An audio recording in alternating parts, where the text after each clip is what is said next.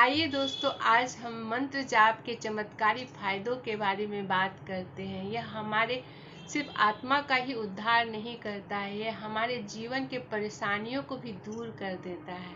संस्कृत में मंत्र दो शब्दों से बना है, मन अर्थात मन, त्र अर्थात रक्षा करने वाला।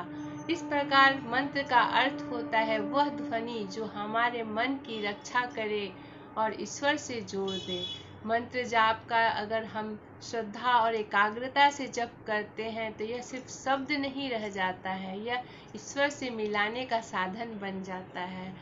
मंत्र को अच्छा से समझकर श्रद्धा भक्ति से जपते हैं तभी यह सिद्ध होता है।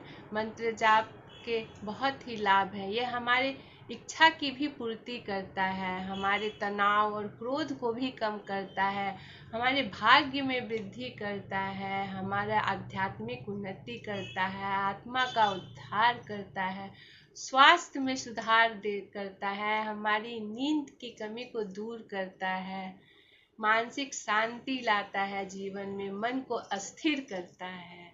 आइए आप लोगों को मंत्र की शक्ति से संबंधित एक प्रसिद्ध कहानी सुनाती हूँ। एक जंगल में रत्नाकर नाम का डाकू रहता था। वो जंगल में जाने वाले सभी यात्रियों को लूट लेता था और कभी कभी मार भी डालता था।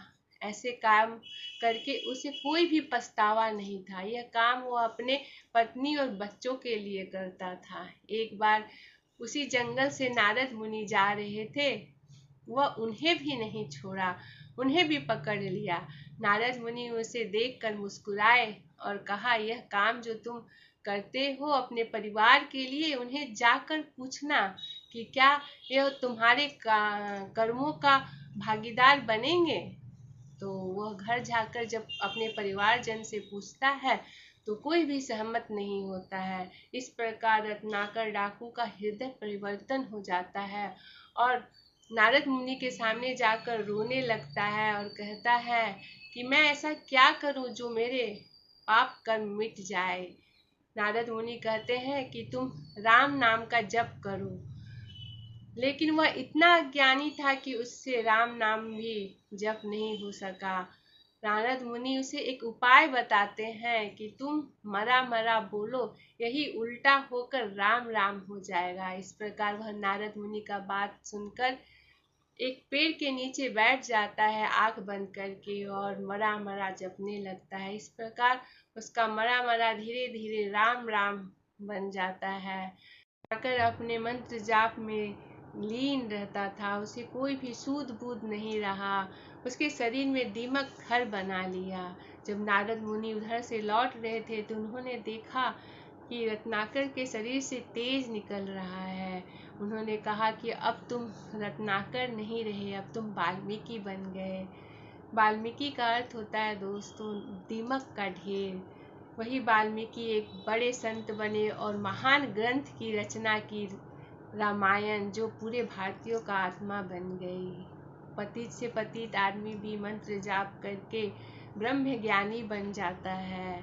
कोई कितना भी पापी हो, अगर मंत्र जाप से वो महानता को प्राप्त कर लेता है। गुरु कृपा सत्संग नाम जप से मोक्ष को प्राप्त कर जाता है।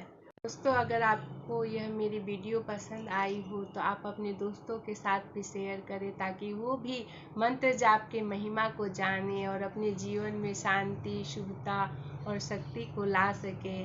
मिलती हूँ फिर एक नई प्रेरणा के साथ दूसरे वीडियो में।